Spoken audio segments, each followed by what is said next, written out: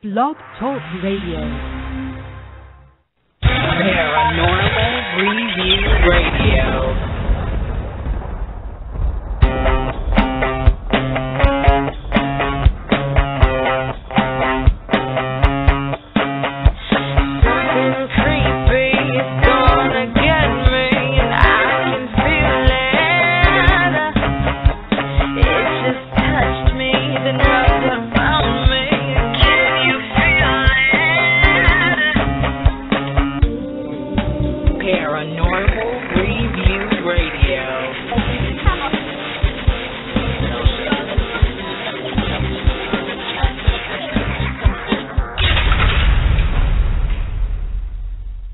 Hello and welcome, everyone. It is Friday night, and you are listening to Paranormal Review Radio, the only radio show without commercials and with more great paranormal talk. I'm Anthony Agati in New York. And I'm Lucy Liebfried in Chicago. Are you ready for another Paranormal Friday night? We are so happy that you could join us tonight.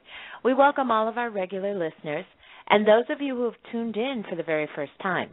Now, if you have a question for our guest or about the topic tonight, feel free to ask us in the chat room or call into the show at 661-244-9831.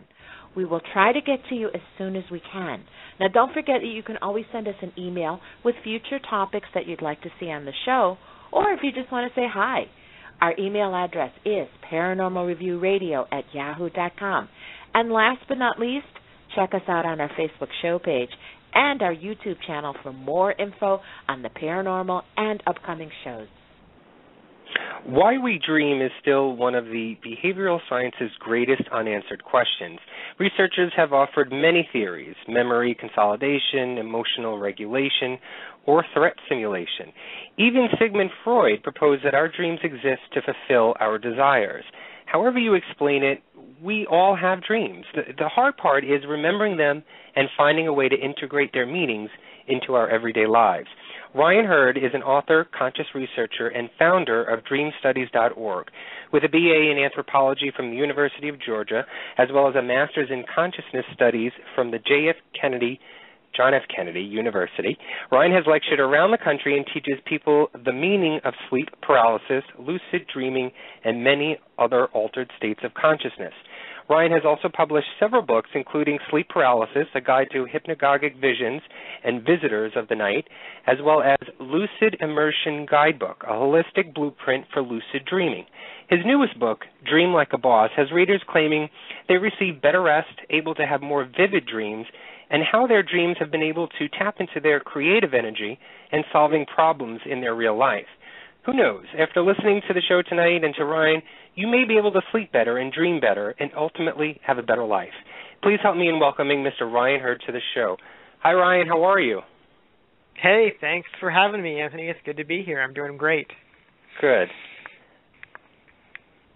Hey, Ryan. Thank you so much Lucy. for joining us. Hi.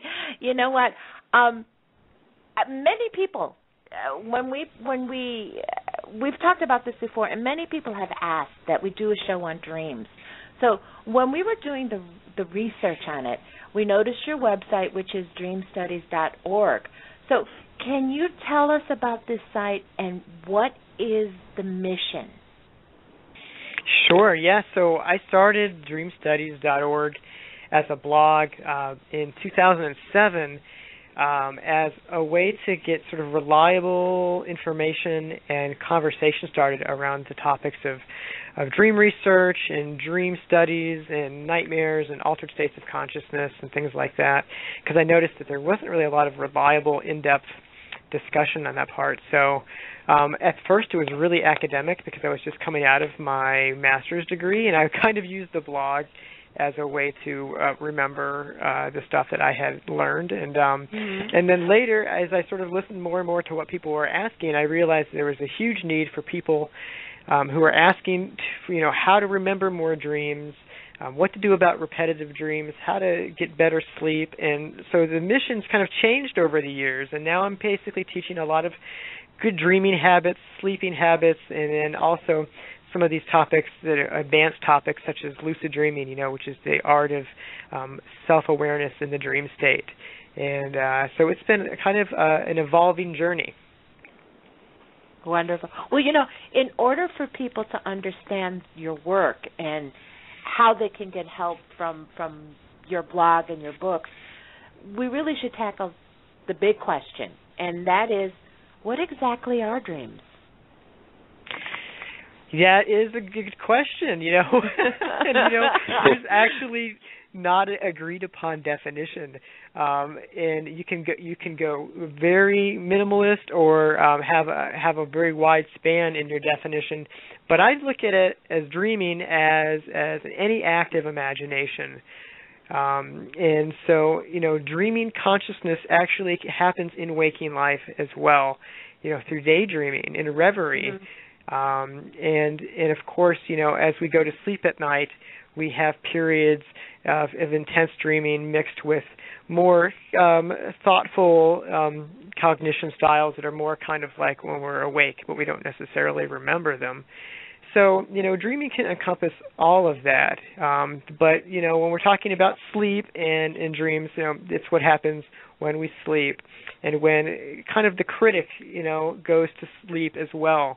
And a lot kind of comes up out of the woodwork when that happens. And that's what I think is so fascinating about dreams. Mm-hmm. Well, many people get confused with the fact that to study dreams doesn't necessarily mean dream interpretation. Are there any pitfalls to people who sort of get hung up on the idea of always trying to interpret their dreams instead of just letting the dreams happen? That's really true, and I often have to remind people that I don't necessarily do dream interpretations. I certainly don't do consulting for dream interpretations and whatnot. Although in my own private life, it's something that I do all the time with my wife and my family. And so for me, of course, trying to understand dreams is important. But this is the piece about dream interpretation that's a little off in our culture is that it sort of assumes that the dream is dead and that you're trying to extract some kind of meaning out of it as so much gold, right, from bedrock. And you're reducing things and you're exchanging things, and you really get away from the spirit of the dream when you do that kind of thing. It's a really fun exercise, but for me, at the end of the night, I guess you could say, the most interesting thing about dreams is trying to find a way to keep them alive. And to work with them in waking life and reinforce them and allow that sort of magical way of thinking make its way into my consciousness now and get me out of my rut and out of my, when I go into my logical ruts, because we need that creative, mysterious way of thinking. And we've been taught that is not valuable, and I think that's one of the hard things about being a dreamer these days. You've written. Go ahead. Oh, sorry. We really need to learn to enjoy them, don't we? Well, enjoy, appreciate, and maybe have some awe for them because they're not always enjoyable. I mean, of course, when you actually start looking into dream content, you find that there's a lot of negative emotions and stuff that comes up from earlier of our lives and stuff that we're working through. And so, it's a little weird to say, enjoy them, but to appreciate their depth. And to appreciate that that there's something that it's coming up for a reason. It's not random, as people kind of have this idea that there's a scientific theory out there that dream content is random, and it's actually there's no theory that is actually saying that. It's like a 30-year out of date theory that's misinterpreted by science journalisms. So even the most, rational of dream researchers will acknowledge that dreams have a coherent structure and that this content of dreams has a coherent structure that relates to things that the dreamer finds important. That's something that I'm always having to tell people, just because these are myths that keep getting perpetuated, in the media. Mm. Mm-hmm. What about the folks that sort of have repetitive dreams, and not so much, like consecutively. So if it's, a Monday to Friday type of deal, and 4 of those nights they have the sort of same type of dream, maybe the same aspects of it, but I'm talking more along the lines of maybe it's sort of a course over a few years or even the span of your lifetime. You always have these sort of repetitive peaks to it. Is that, does that go sort of along those lines as well? Definitely. Everyone has their own dreaming style. There's so many individual differences, but repetitive dreams is something that a lot of people have. I certainly have them. And I think that you can really get a lot out of these repetitive dreams, especially if you're keeping a journal, and you're looking back over time, because you can see the same story, more or less, play out in different ways, and the story changes as you get into new situations. And the way I like to think of it is that these repetitive dreams really make it easy to see your personal myth, to see the roles that you play in life over and over again. And if you look at a pattern of repetitive dreams over time, you can see the myths actually change. And as you take on new characteristics and maybe discard old personas and things like that. So repetitive dreams are actually, they're where it's at. I mean, I think if anyone were to start with understanding their dreams, that's probably the easiest and most juiciest ways to start is with those. Right. Well, you've written some amazing books on sleep and dreams, and while writing these books, do you feel that you've answered the questions many people have about dreams and consciousness, or do you feel that the field, the field of dreams and dream research is sort of ever changing and finding new insights? Yeah, it is ever changing, and this is the way, I wrote these books to help me make sense of what's going on, and so it's a process event for me as well as something that actually ends up being a book in the end.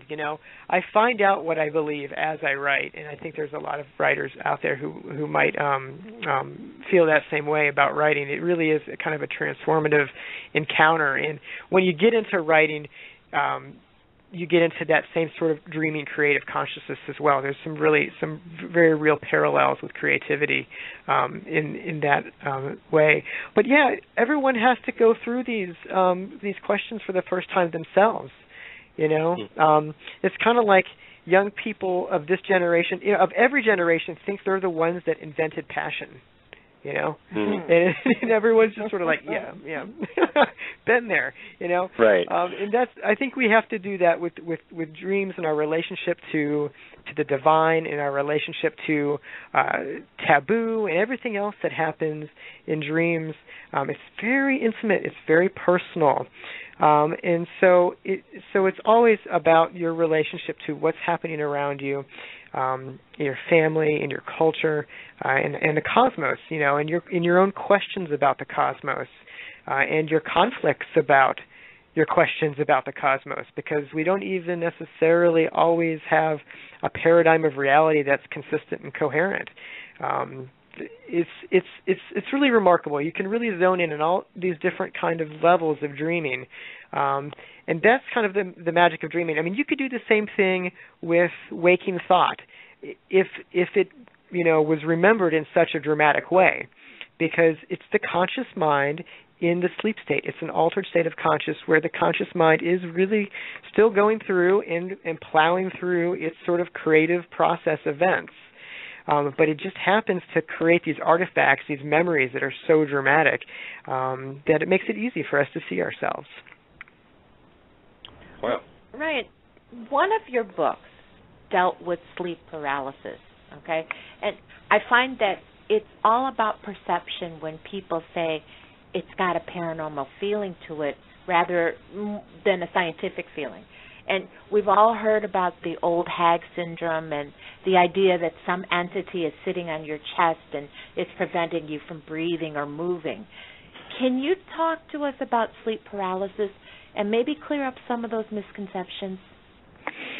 Good. That's a great question. So it sounds like, your listeners may have some familiarity with sleep paralysis, which, gosh, isn't that the most awful term for it's such a creepy and amazing visionary state, and it's just a very terrible clinical name.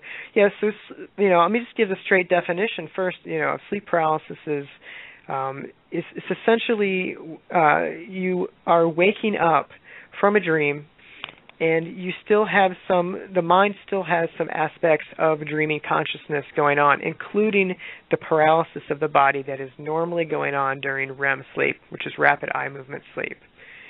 And so you still have that paralysis, and yet at the same time, there's awareness of what's going on around you, and you have sort of your normal, I would say, waking cognition going on. You're thinking more like you do, in a day-to-day consciousness.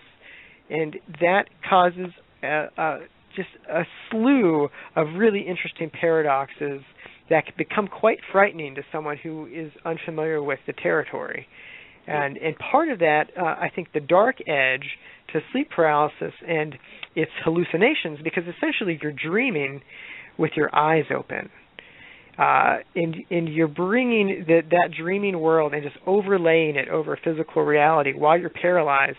And so you take on, talk about personal mythology, you're taking on a role of a victim. And because of that negativity and of emotionality that often comes with REM sleep, it's very easy to spiral down into deeper and deeper levels of fear. And you're sort of co-creating your worst nightmare. And this is where, in sleep paralysis visions, when people actually, rather than just feeling the paralysis and the heaviness on the chest, and some people just get away with just feeling that and then waking up. But other people actually will see and have a vision of somebody standing in the doorway or leaning against the bed, or the full frontal assault of an entity pressing upon you, and even sexually molesting can happen, and that would be the succubus and the incubus traditions that are related to this. And it's got so many levels and layers to it. And about the paranormal versus the science piece, it's sort of like religion versus science. They don't actually conflict. They really don't necessarily have to conflict. The science, that we've discovered about sleep paralysis in the last 15 years is pretty cool in terms of what we've discovered about REM and about the parts of the brain that make this happen, and this sort of triggers that can cause isolated sleep paralysis, like if through stressors and too much caffeine and just the different kind of things that can trigger it in people who are prone to it. But the paranormal piece is that in the moment, just like a dream, it's an actual it's an actual experience. You're having an experience with an autonomous other, something other than you is in your space, and you're having a relationship to that. How you respect that is up to you. And you can try to blow it away, but it doesn't go away. And there's actually not really any convincing scientific theories that can account for kind of the phenomenology of sleep paralysis in terms of, like, why do these specific creatures show up all across cultures? And you can certainly make a very vague neurobiological argument about how there's only so much variation about, like, what basically humans think is scary. Hairy creatures with fangs and red eyes, and you could kind of definitely go into that way. But the point is that when you're having this experience, it's real. It feels realer than a dream, and you're actually in conversation with what ostensibly is a spirit, whether or not you decide that this is a projection of your psyche, or if you say this is something that's come from a transdimensional plane, or this is an ancestor coming to visit me. It actually is something other than yourself, and that is provocative. And that provocative piece can't be washed away either through paranormal or scientific paradigms. And I really kind of, I guess, would say that I ask people to stay open to that moment and not to let their belief systems project onto what's happening in front of them. And that, I think, is the hardest part about some of these scary vision states, is being able to stay open to the moment without projecting fear or projecting beliefs, because those things can cause the visions to sort of change, the road you're on. Well, you Very know long what? spiel. No. That it's so interesting. But you know what? I did read a really interesting article about Brian Sharpless, who's an assistant professor of psychology at Penn State. And in the article, he concluded that after studying about 36,000 people consisting of college students, psychiatric patients, and the general public, he found that the psychiatric patients experience sleep paralysis more than the students and the general public. And in fact, he stated that the general public scaled extremely low in these experiences. So how does that come into play? I mean, if there's more disruptions in the brain or even in the environment, and I know you briefly touched on it, are you more likely to experience the sleep paralysis? Probably, and I'm not familiar with his research, but probably what the correlation would be the third factor, which would be sleep disruption. And often for people who have psychiatric disorders or mood disorders, schizophrenia, sleep is difficult to navigate, and they don't sleep the way that we sleep when we don't have those disorders. And that causes REM sleep to act in all kinds of strange ways. And so in those cases, sleep paralysis can become essentially a symptom. It's a symptom of a disrupted sleep schedule. And so that's why you also see really high levels of sleep paralysis in people who have narcolepsy and sleep disorders like sleep apnea. Also people, who have diabetes, because their sleep is disrupted often in the night as well. And other, even unrelated illnesses that disrupt the sleep and stress levels, that's when, if you're prone to it, and we still don't know why some people are prone and some aren't, but if you're prone to it and then you get triggered through illness, then, that's what causes some of these elevated levels. Well, Ryan, you actually wrote an article on dreamstudies.org, your website, back in 2010, where you gave ways to wake up from sleep paralysis. I guess that's one of the things, or one of the contributing factors of the fear that we get when we're in that state is, okay, how do I get out of it now? And I'm just going to read the titles that you gave, and I think there were 9 ways. You said, don't fight, surrender and go with the flow, wiggle your toe, clench your fist, focus on your breath, lean to love, to find courage, getting help from your sleep partner, coughing for help, and writing your plan. And you also gave one more, which was scrunching your face. Which one of these, or maybe there's other ones, that you think is the most effective and the most people will be able to accomplish when they're in this sleep paralysis state to wake up? Well, I think it comes down to there's a few tactics that you need to use in succession, and you can't really just bring it down to one.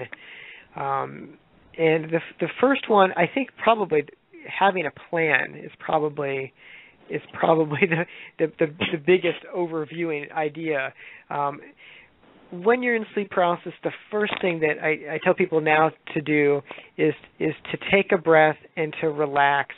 And to notice that they do have control of their breath. One of the strange symptoms of sleep paralysis is that if you try to gulp in breath, you realize that you can't.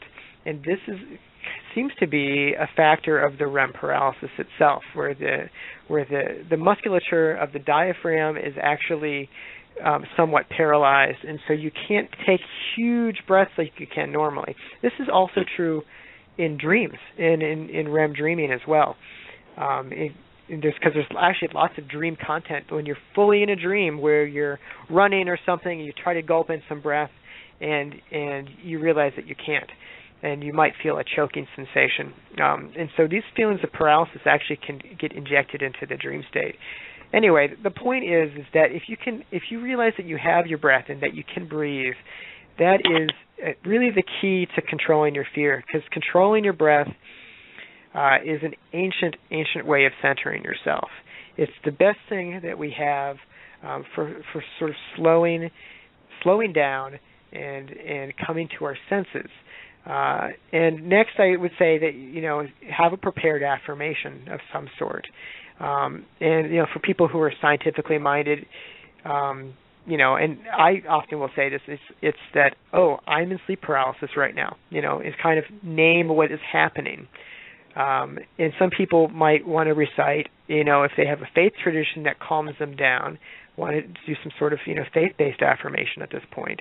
And then you want to move on to these kind of like clenching your hand or wiggling your finger, and different kinds of ways that break the REM paralysis, because our extremities and our face are not as affected by the paralysis as the major musculature of the limbs and the torso. And everyone's kind of got something that works for them best.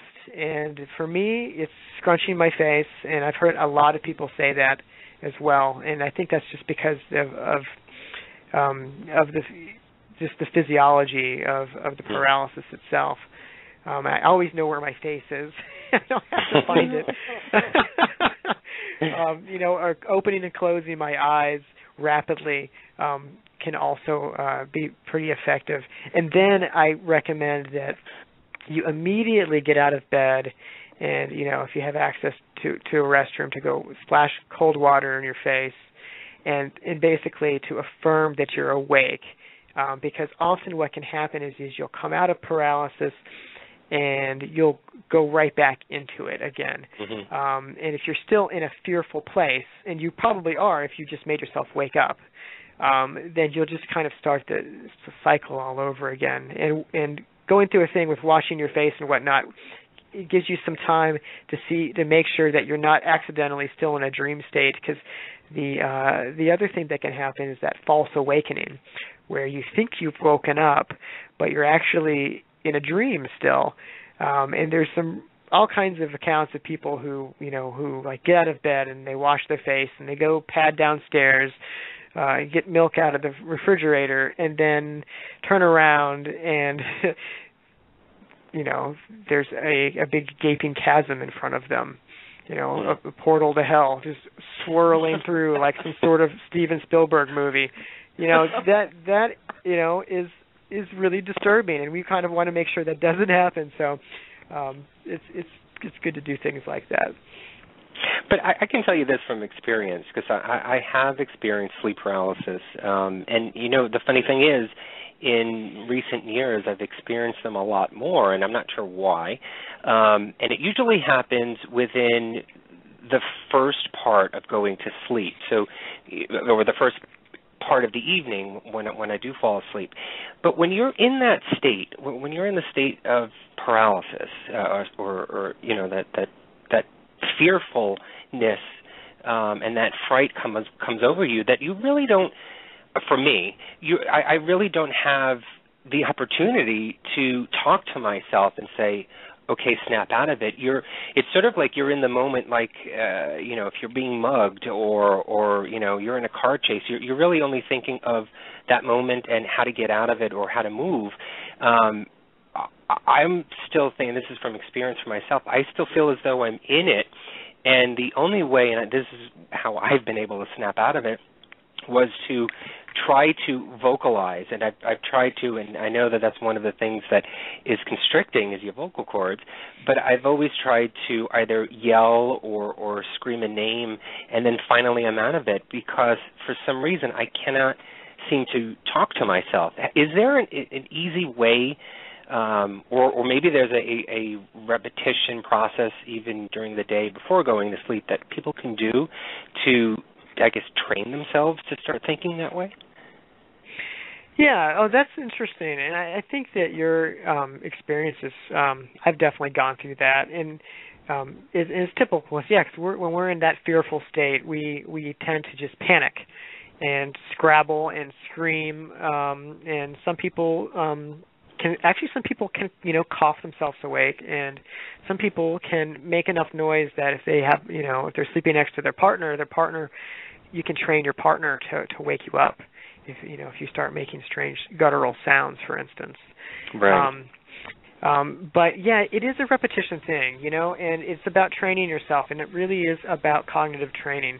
And so in my book, Sleep Paralysis, I have a worksheet that basically allows people to construct a very quick plan of how am I going to center myself, what words am I going to speak to myself, and what is my tactic going to be to get out of sleep paralysis. Whether or not that's to get out of it, or do I want to, if I feel like I have the gumption, do I want to try to go into an out-of-body experience from this moment? Or do I want to try to slip into a lucid dream? Because the way sleep paralysis, it is being stuck in the threshold of altered states of consciousness. You're right there. You're just hovering in the threshold. Wow. And so if you can work through the fear, you have a plan, you can really do some really interesting experiments and go to meet people in places and have some other adventures. But sometimes we're not up for that, and I'm certainly like that too. I mean, I have sleep paralysis occasionally. For me, it's stress induced. It happens and it's not like necessarily like deadline stress or whatever. It's existential life stress kind of thing. Life crossroads type stuff. And I never necessarily see it coming. And sometimes I just don't have it, and I'm like, I'm out of here. I'm not going to deal today with this. And other times I'm like, I really wanted to try that compassion exercise I've been hearing about, or or if an entity shows up that is more or less humanoid and seems like he wants to converse, then I'll stick around to see what kind of conversation comes out of it. So it really is a moment by moment thing. Well, I mean, just by the name alone, sleep paralysis is a hot topic to talk about. But I know in recent years, lucid dreaming seems to be something that people like to talk about and to learn about. So in a nutshell, for those who are not familiar, and prior to actually doing research for the show tonight, I really didn't know that much on lucid dreaming. Can you explain what it is and maybe why it's so popular? Sure. So I think a lot of people are hearing these days about lucid dreaming through the movie Inception that came out 4 years ago with Leonardo DiCaprio. Pretty interesting movie, and they got some things right and they got some things wrong. But the main thing is that lucid dreaming offers choice. It offers choice through the power of self-awareness. And so in a lucid dream, you'll be in a normal dream, and perhaps you'll notice something slightly bizarre or out of place, like why is there a refrigerator in the living room? Why is there a gaping hole to hell in the pantry? And you'll say, oh, this is a dream. And from that, anything can happen. It sort of depends on your interests, your destiny, your culture, your psyche, so many different factors. But what people are interested in with lucid dreaming, on a very surface level, people kind of come into it because they want to focus their dreams on particular topics, and they want to have extraordinary experience. They want to fly in their dreams. Really, really cool feeling. And a lot of us as children knew how to fly in dreams, but we forget, and we even forget that we did it. And so you can, and there's all, gravity doesn't necessarily have to work, and you can have superpowers, but other kinds of things can happen as well.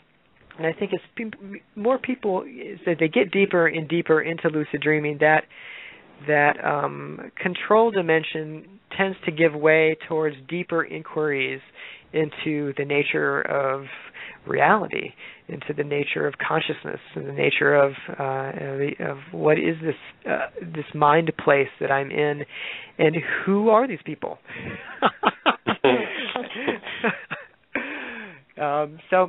So yeah, that's in a nutshell. That's what lucid dreaming is about. It's an ancient skill, and it's been used spiritually by many traditions, in Buddhism and Hinduism, Sufism, even some mystic Christians, very esoteric stuff. 19th century spiritualism. There was a huge interest in lucid dreaming. So sort of all of your mystics from different walks of life, shamans, have been into lucid dreaming for various purposes and intentions. Well, you know what, Ryan, would you mind if we took a call? We have a caller on the line for you. Great. Okay. Hello, area code 989. You are on the air with Anthony, Lucy, and Ryan. Who is this? Hi, Anthony, Lucy, Ryan. This is Noah. How are you guys? Hi, Noah. Speaking hi. of dream men. Thank you so much for taking my call. I know that, Ryan, you're not into interpreting dreams, and I've been on and off trying to log on tonight, and I do have a few recurring dreams. And you may have already spoken to this, and I apologize if you have, but they're not really subconscious desires. These are recurring dreams that are one is of a lost loved one, another one is about a natural disaster. Does that mean anything? I mean, in your experience, what have you found those to be kind of an indication of? Interesting. Yeah, well, I think that those are very common repetitive dream themes, and certainly the lost loved one that's such a personal depth experience that only you can know what it feels like on the inside to have this dream come in. But if this person is coming back and is continuing to come back, there seems to be, something that would be undone that either needs to be told or shared. Whether it's from your side or from the other side, and so like I say, if it were my dream, I mean, not necessarily interpreting a dream, but if this was my dream and I was pretending this was my dream, I would try to stay open for what needs to happen next, and maybe to be open to what can happen next when this dream does come, and if and it could be negative or positive. And you didn't share that, and you don't necessarily need to. But if it is negative, and if it's something that fills you with fear, you could workshop, while you're awake, ways of turning it around, or working on compassion, forgiveness, those sort of things. Because the dead come back for a lot of reasons, and I think it's a little wrong to say it's just about our own healing, because it's really a relationship. And in the moment, it's a relationship between two people. And so, you got to think about both sides of that. So in the other case... Oh, go ahead. Oh, no, sorry. I was just going to say that could you, instead of interpreting the dreams, could it, in this may be in essence the question as to why we dream, but is it sort of like your brain creating a file system for your memories? And possibly, maybe this could be explaining why you may have recurring dreams, is that the file or the pages within this file are not complete, and so your brain can't put it into the file cabinet to put away for memories, that it just keeps popping up. Is that, instead of interpreting why we're dreaming what we're dreaming, could it be that the reason why these are popping up is because we just have not come to grips with it, or have not fully explained it ourselves to ourselves, in sort of that manner as far as having those recurring dreams? Could it be that way? Sure. I mean, I think that the way you describe that is a really apt metaphor for memories and things from the past that come up in dreams. And it kind of reminds me of whenever, like, you're moving house from one house to another house or to an apartment, and you're putting things in boxes. And have you ever noticed that sometimes, like, objects will kind of come out and you don't know where to put them? You don't know should I throw this out? Does this go over here? Do I pack this away as a keepsake? And those objects then they kind of collect, and then you realize you've got a few objects, and then you realize that each one of these is not quite, you're not done with it. Something needs to happen with it. There's a story that's untold. There's a process that hasn't happened. you have to either let go, or you have to accept it and hold it closer, or burn it. Right. I mean, right? And so that's just another metaphor building on a metaphor here. But right, these pop up. The way dreaming works is it depresses short-term memory, really brings up long-term memory, and I mean like ancient, like not in a processing kind of way, but in your childhood experiences, your first 25 years or 30 years in particular. If you're older, those are where there's a consolidation process of your myths and your stories and the things that happen to you, and they keep popping back up, and they pop up at certain times for a reason, because something is probably happening in waking life now that's irritating that story, that myth, or that filing cabinet is opening for some reason, and maybe something needs to get refiled, I guess, if we're going to continue to use that metaphor. But yeah, I mean, that works.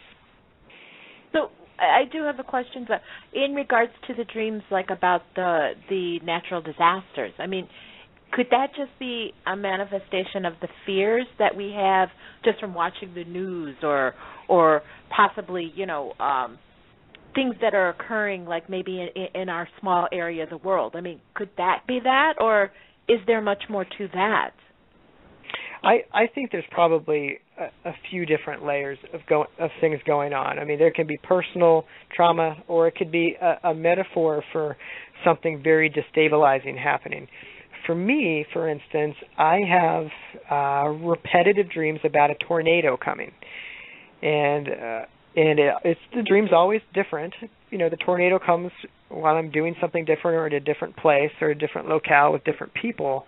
But it's always sort of the same theme, is that I need to find shelter, I need to get secure, and then recently, since I've had a son, I have to protect my child, and so there's this this whole like rushing around to find the right place, and then of course, the longer you watch the tornado in my dream, of course, it always makes a beeline straight for me, no matter always.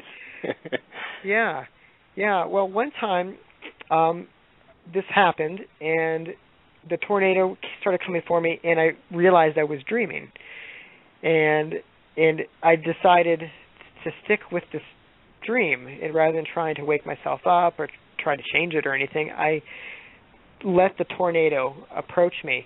And it did so, and as it approached, it transformed into a woman covered in soot.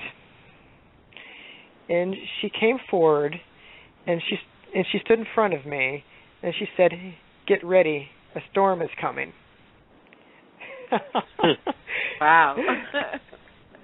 And I said, okay. And there's some more to the dream that I won't share right now, but that was the primary communication, and it was very powerful.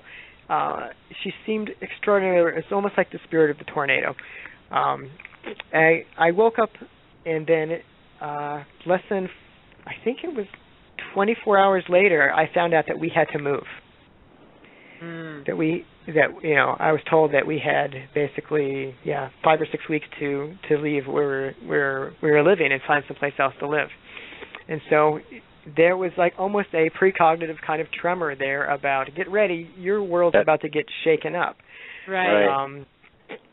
And I don't know. I mean, what about collective levels of trauma? I mean, we always wonder. There's so many things that we don't know about how minds and brains work, and about these collective levels. And but I can tell you, I've spoken with quite a few psychotherapists and counselors who had clients that had dreams about towers falling down 2 weeks before September 11th. Mm-hmm.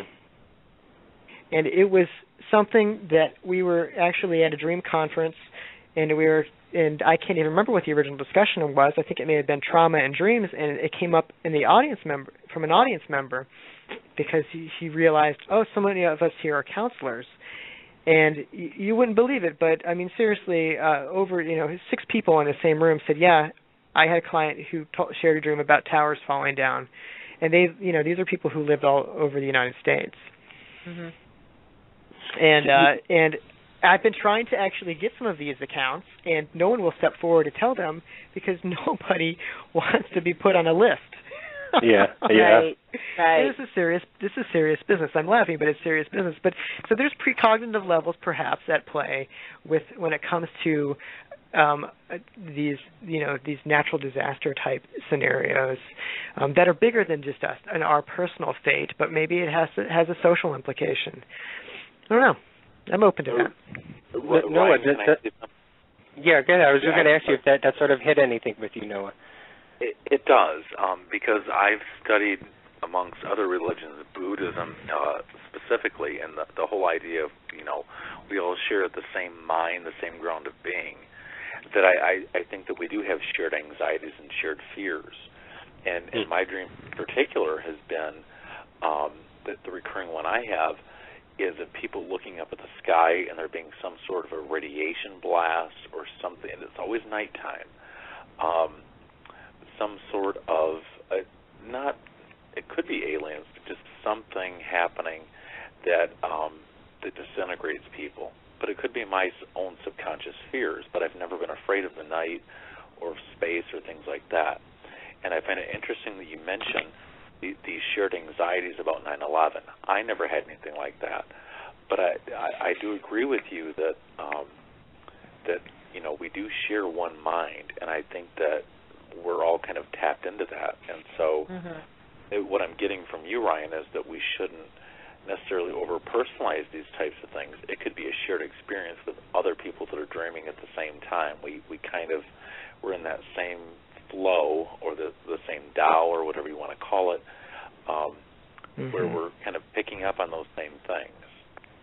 Right, and I think maybe, I would agree, and I think the way that you said that makes a lot of sense to me, and I would maybe add that to be in resonance with something like a shared trauma, you have to also be resonating at that level. And so, because dreams are cognitive artifacts, you can look at them from so many different layers. And so you really could still look at this from a personal layer of, why am I resonating with this kind of anxiety right now? And you can do that from a very classic, like, psychotherapeutic standpoint. And then you can move on to other layers. For instance, a social layer and possible future layer,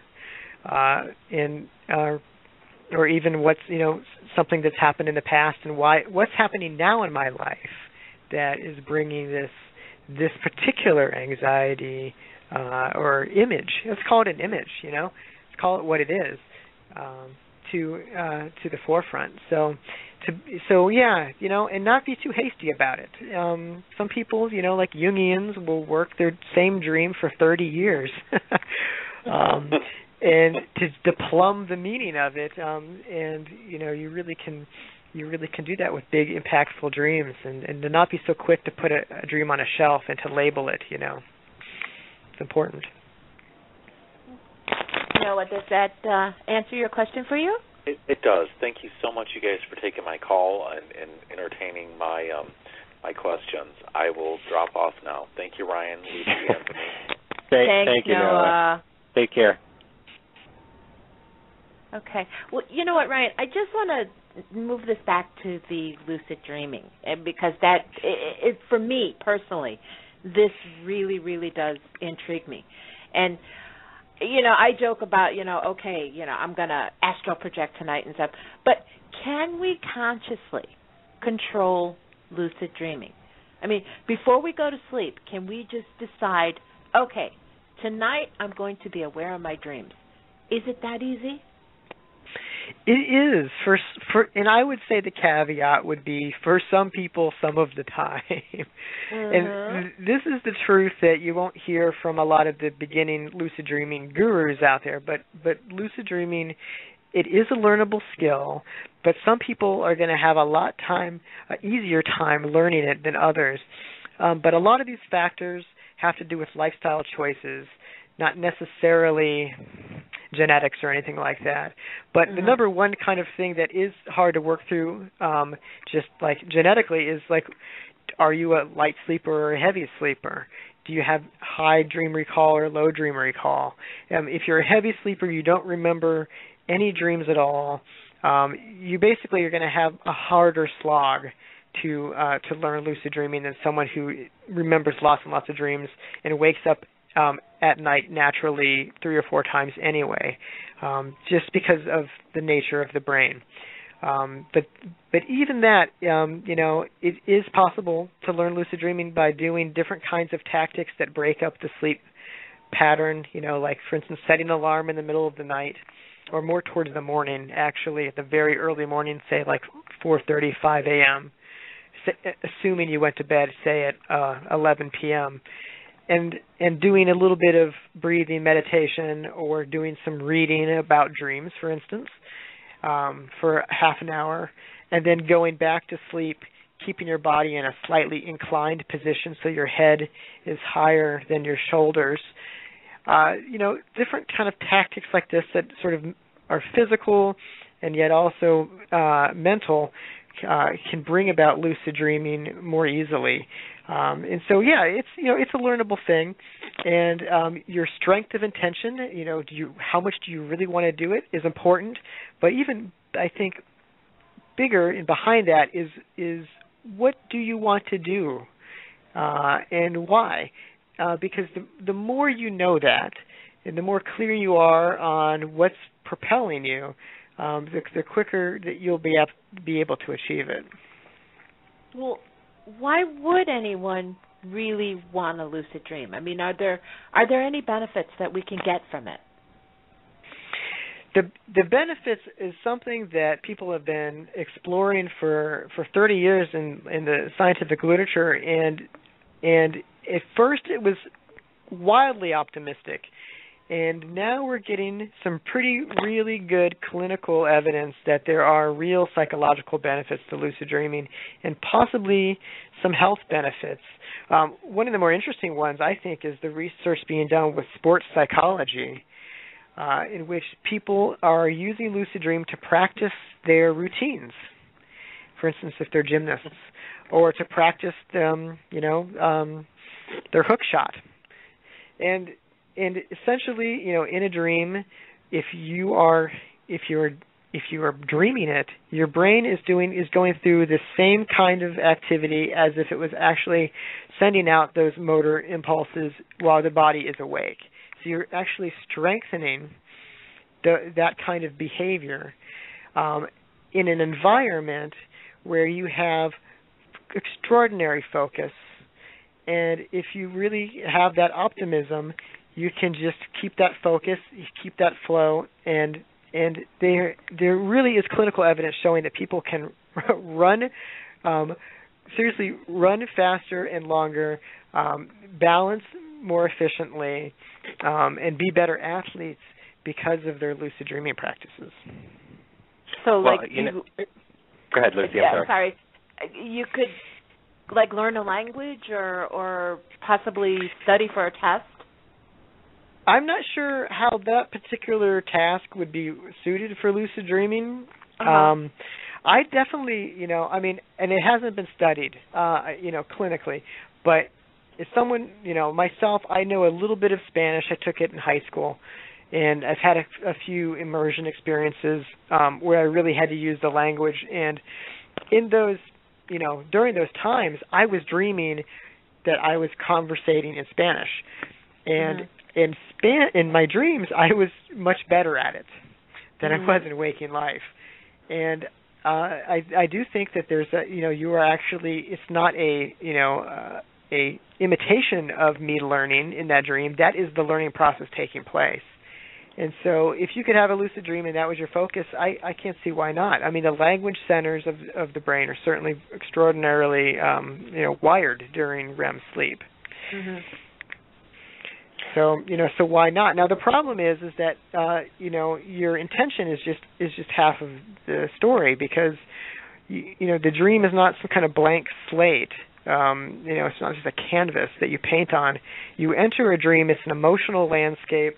It's already set, often in some ways. I mean, if you become lucid in a dream, you're already in a dream body and you're in a dream environment, and all of those things are factors into what is possible and what isn't possible, and it can be hard to break through of that. And sometimes lucid dreams can be really very emotional, and the dream figures, they have their own agendas, and they want something from you. They might need some interaction or some of their own peace, and trying to get away from that can lead to creepy lucid nightmares where people try to like push the dream figures away, and then they become violent, and then you end up sort of like crushing your dream figures. And people will tell these stories in forums, and it makes me sad, because it's just sort of not a very graceful way to go about the dreaming process, to say the least. Well, if my boss starts to make me work during my lucid dreaming, I better get overtime. Usually when the topic of lucid dreaming comes up, and I've seen this firsthand when we were doing research on it. Usually, lucid dreaming and out-of-body experiences, since this is a paranormal show, lucid dreaming and out-of-body experiences sort of somehow are connected. Have you done any studies on the connection between the two, or have you done any research, or have had colleagues that have talked about this? Well, I haven't done any kind of official studies on out-of-body experience, but I've had them. I've written about them, and they have really a distinct feel than the classic lucid dream. That's for sure. They really kind of have their own, they have their own thing going on, and a lot of similarities. And probably what's happening with the brain is probably a very similar brain state. And yet, the differences are striking. And one of I think the biggest differences is that when you feel like you're in an out-of-body experience, the scenery is extraordinarily stable. You're in an environment that does not waver for minutes at a time, and has a coherence that often doesn't happen with even the most stable of lucid dreams, which can often be very chaotic with very quick shifts and changes.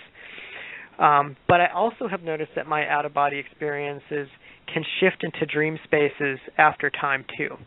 And so I don't really know what to make of that. I mean, some people will say, well, it's just another form of lucid dreaming, except that you're taking it as real. Rather than saying this is a dream, you're saying this is real and I'm floating around outside of my body. But I think that there's really some distinct feels beyond that. And I'm intrigued by some of the research that Charles Tart has done, and some of the other classic consciousness researchers suggesting that there is, there's like some verifiable information that's come out from people who have had out-of-body experiences, as well as near-death experiences. Right. They're very, they come obviously at different times, but they're all on a spectrum. They're as altered states go, they are, I would say that they're siblings rather than cousins. Are there any differences between what men dream and what women dream? I mean, is there a distinction between the sexes? There is a lot of distinction, but it's up to us to decide if this is culture or biology. But for one thing, women remember a lot more dreams than men do in Western culture, and that, like I said, I think it's probably cultural. I think that it's not really an acceptable part of masculinity to remember and talk about your dreams, and which is why I'm always excited when I see other men doing dream work, because it is part of a new masculinity, especially when you think of all the excellent emotional work that comes out of this. It really can be great men's work, but there's differences. There's differences about sexuality and frequency of nightmares and how many strangers. I think men dream more about strangers than women do. Children of both sexes dream about more animals than men and women do. There's all kinds of differences that happen over the landscape of time. And if you're interested in this kind of thing, I would really suggest the work of Robert Vandecastle, and he's got a book called Our Dreaming Mind, and I think he just republished it in a second edition. And he did a lot of this research in the 70s. I believe actually starting in the 60s and the 70s, and he's still active now, looking at differences, gender differences, and really looking at all the different kinds of dreams and dream calculations and quantifying it. He's came up with some really great data over the years. Interesting. Something to think about. But I want to talk about your new book, Dream Like a Boss. And I was really excited about this because I don't sleep. Okay, I don't sleep. I mean, no matter what I try, I say I'm going to go to bed and I'm going to go to sleep, and 10 minutes later I'm awake and fully aware. And one of the things that you've talked about is sleep deprivation and how society just seems to feel it's better not to get a lot of sleep and that we should sleep less and do more. And people always seem to say, I'll sleep when I'm dead.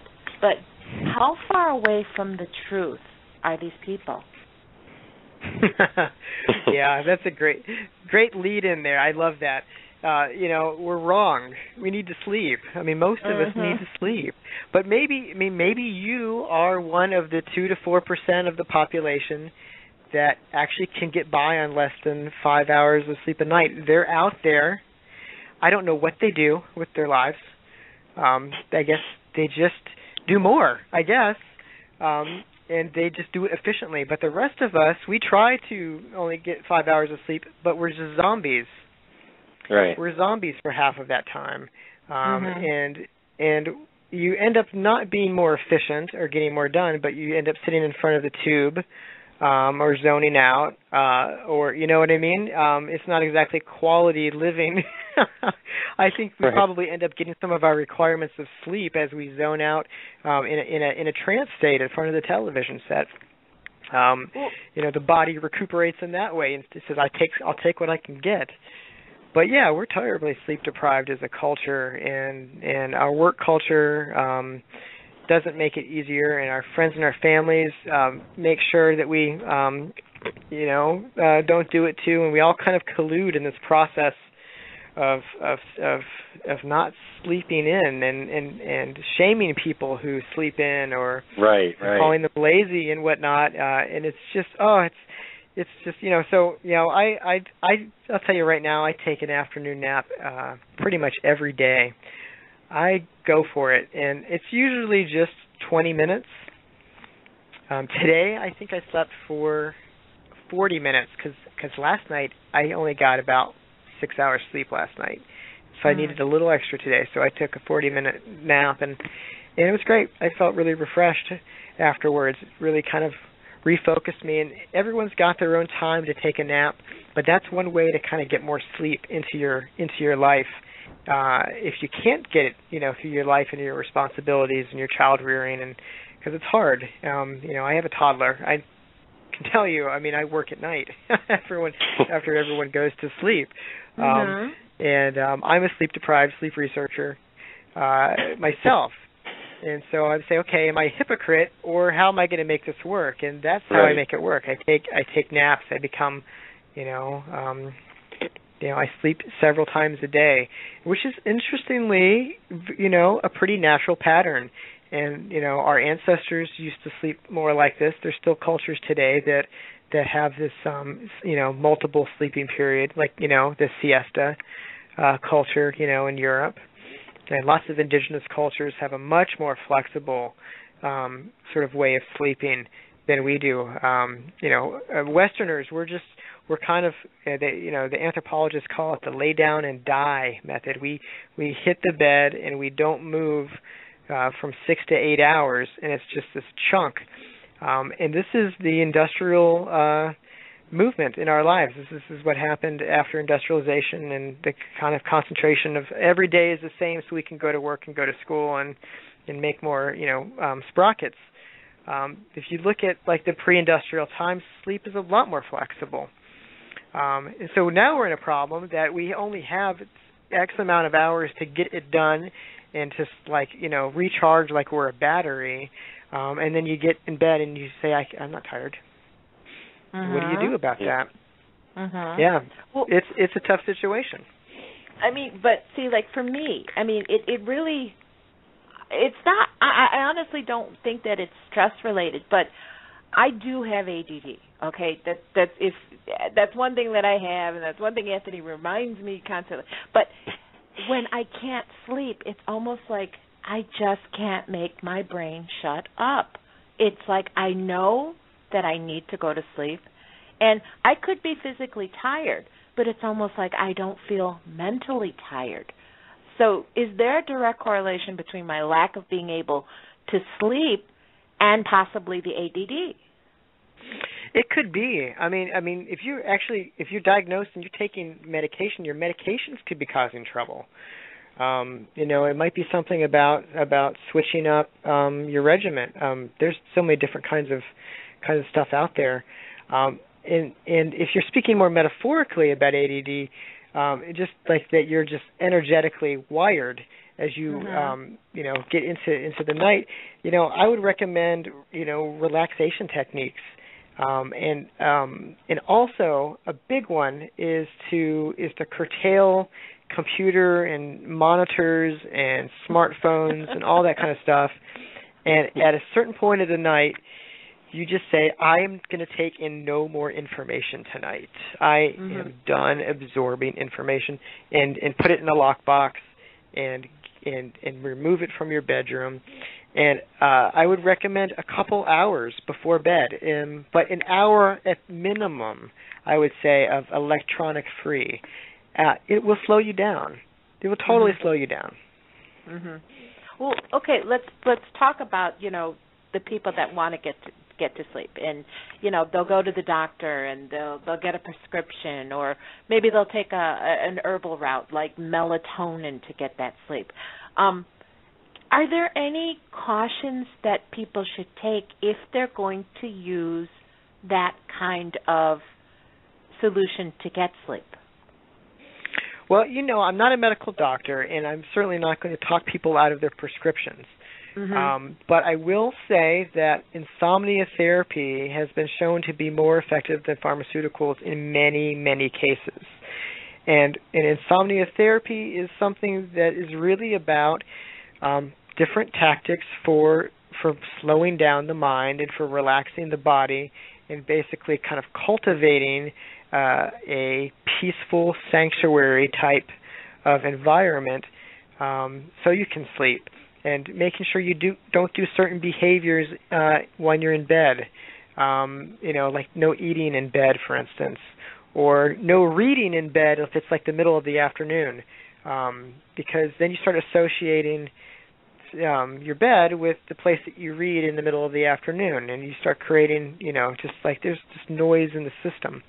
And so, there's a lot of sleep doctors who will work with patients one-on-one, and it's a therapy process. But they have a very high success rate. Very high success rate. So, there's things that you can do in Dream Like a Boss. I really go through some of those. The easy ones that if, like, for instance, cutting out alcohol, or cutting down from alcohol, cutting down with caffeine. Some people are highly sensitive to caffeine and have no idea that it's wrecking their lives because it's just ubiquitous, and you don't even notice it anymore, But so for some people, having a mocha, even at 4 p.m., can affect you at midnight. And it's just the physiology of caffeine it works differently for different people. And it really is just finding out what your triggers are and working through them. So I help with that a lot. But some people, they will need more clinical help, and in those cases, pharmaceuticals, can be effective. And what you hope is that you use it in the short term and you don't end up like always being on Ambien or whatnot. But it's something that kind of gets you over the hump. And then back to normal, and that's what I think every sleep professional would hope for is that people were to not stay on pharmaceuticals forever. Well, the except book maybe is the titled, pharmaceutical industry. They might right, have a right. different perspective. But getting back to your book, the book is titled "Dream Like a Boss." What does that mean? What are you trying to convey? I'm saying, dream like you own it. Dream like you rock and roll. I'm not saying dream like a successful urban professional. I'm saying dream because you're the champ, and to become a champ at dreaming is easy. It's easy to learn it. Once you make that decision that you want to have more vitality and emotional intelligence and all these sort of really cool psychological benefits that come out of dream work, the dreams start coming back naturally. And so there's lots of easy tactics to bring the dreams back into your life and make them alive again. Well, Ryan, Dream Like a Boss is labeled Book 1, so I'm assuming that Book 2 is set up to be released soon. Can you tell us what that book is going to discuss, and when can we pick that one up? Yeah, so Book 2, I'm probably going to release it in the winter, and it focuses on some of the darker aspects of dreaming in altered states, and so I've got a good number of sections that introduce lucid dreaming, and for beginners and for people who are just getting their feet wet with that, and as well, I go into sleep paralysis a little bit, as well as some of the sort of more, I think, edgier topics in the dream world, such as ancestral dreams and psychic dreams. And these topics, Book 1 really is about fundamentals, about getting better sleep, about learning dream recall, about learning how to keep a dream journal and reach out to people in your community and start a dream group or get online and, use some of these, new technologies to facilitate this process. Looking at your repetitive dreams and your health dreams, that kind of thing. So Book 2 will be looking at more of sort of the frontiers of the dream world. That sounds excellent. Well, you know what, Ryan? It has been almost like a dream to have you on tonight. So before we say goodbye, can you tell our listeners where they can find out more about you and your organization, and how can they pick up your books? Great, yeah. So dreamstudies.org is my website and blog, and you can sign up for updates for the new book there.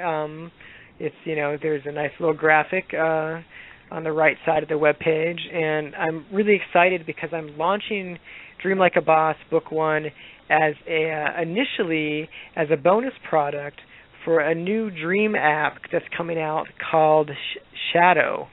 And Shadow is going to be a dream-centric smartphone, not smartphone, a smart alarm that basically helps you wake up to remember more dreams, and then providing a database where you can enter your dreams and see how the world is dreaming, really. It's pretty cool. So they're going to start a Kickstarter-like campaign in September. And when that happens, I'm going to be launching my book as a bonus product when you donate for that campaign. Wonderful. That's amazing. That's sort of like a dream share organization or a dream share group where everybody can just sort of learn about other people's dreams and maybe even, I guess, feel at home if they're having these weird dreams that they can't make sense of, but maybe somebody else is having almost the same type of dream. That's what we're really hoping for. We're hoping that it provides a safe container for people to find other people who dream like them, as well as just for themselves to keep a digital dream journal, and they'll be able to tag it and do all kinds of interesting search queries. We've got one of the best database dream scientists working on this project with us, and I think it's going to be something that we haven't seen before. I'm really excited to be part of it. And my, besides giving my book as part of the bonus, I'm consulting with them about lucid dreaming, and so I'll be providing some content and whatnot about those topics when Shadow launches. And by the way, their website right now is discovershadow.com. Great. Thank Great. Well, you. Thank you so much, Ryan, for coming on the show tonight. It was really, really informative.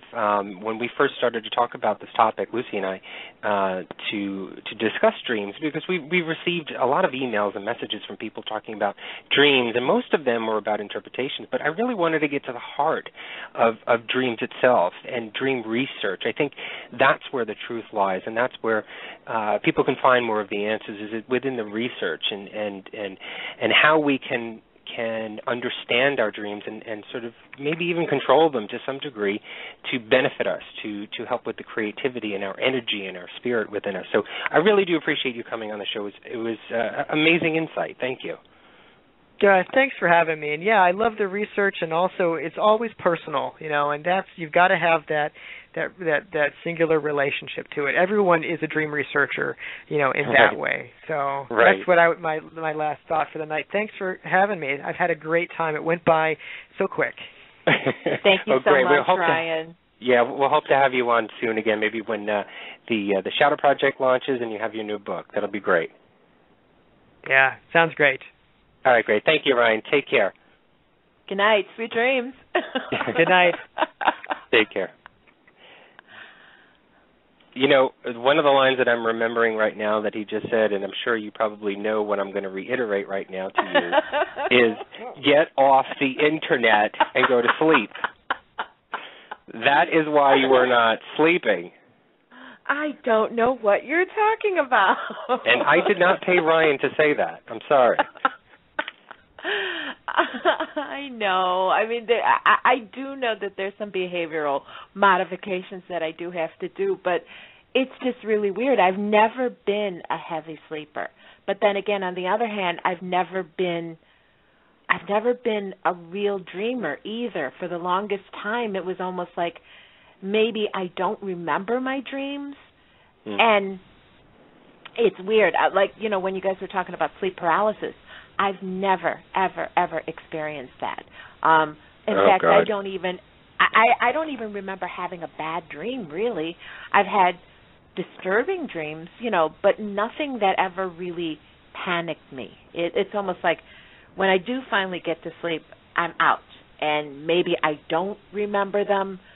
So this did give me a lot of insight into looking forward to trying to remember these dreams.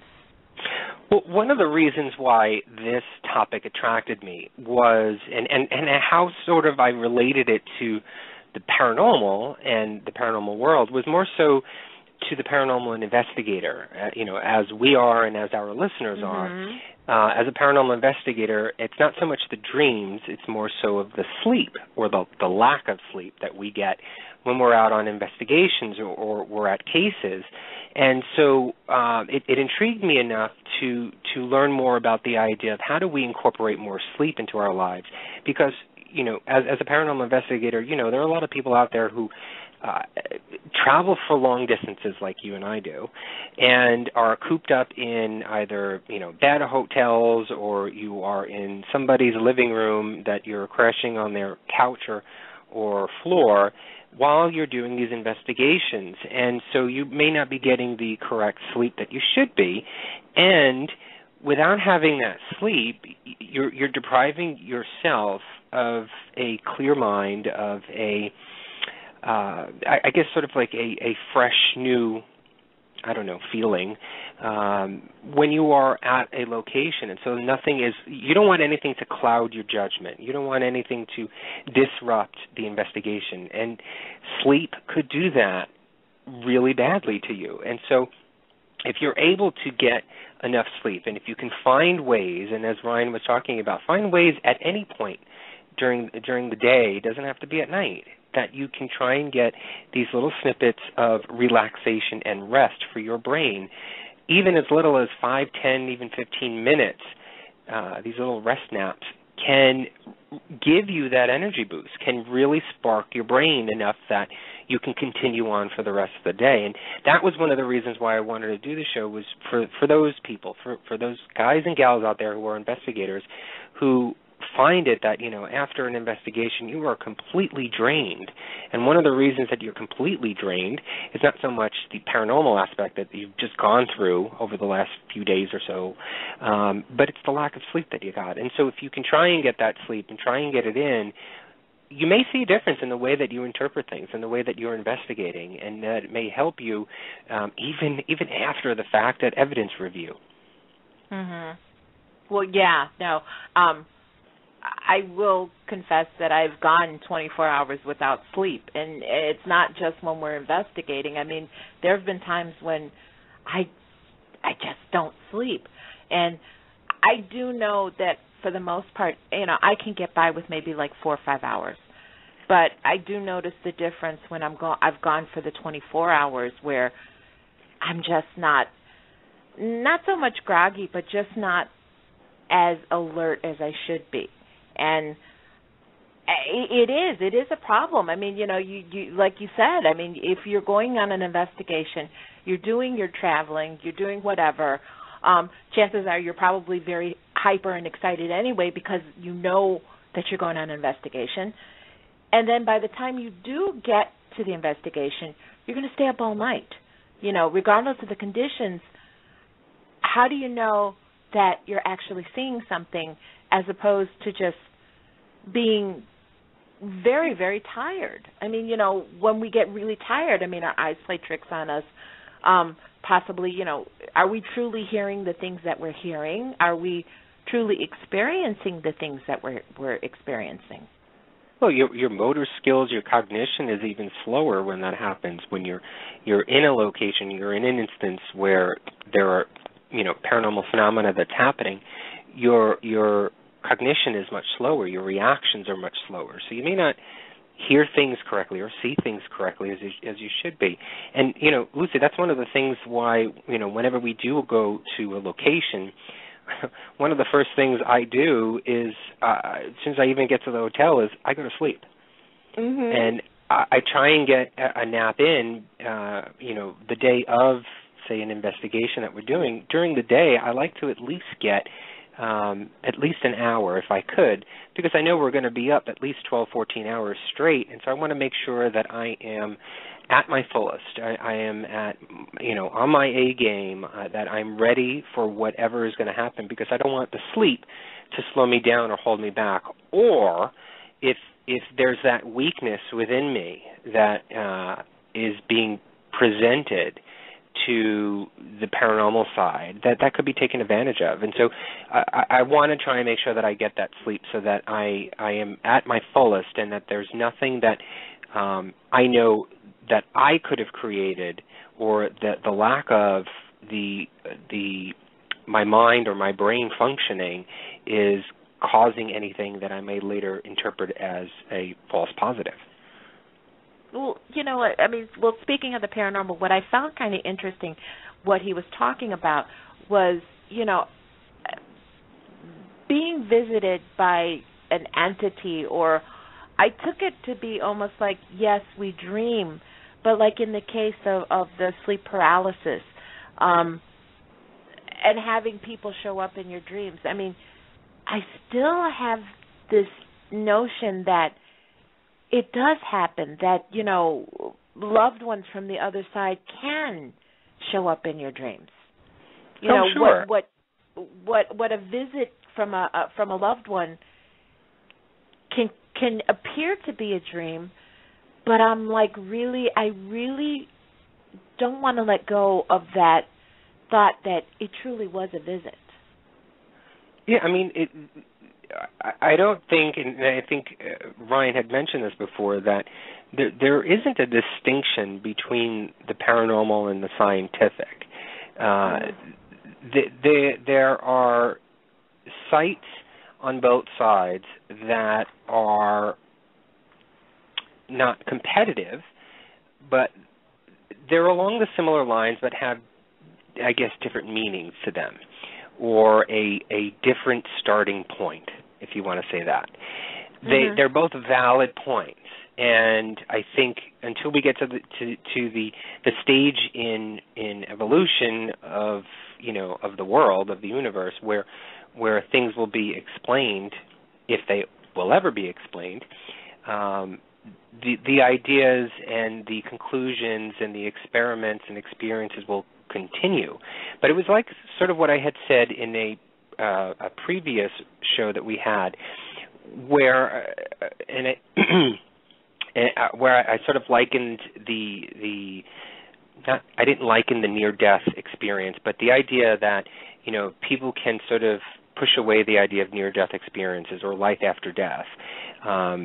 But there are people who experience near-death.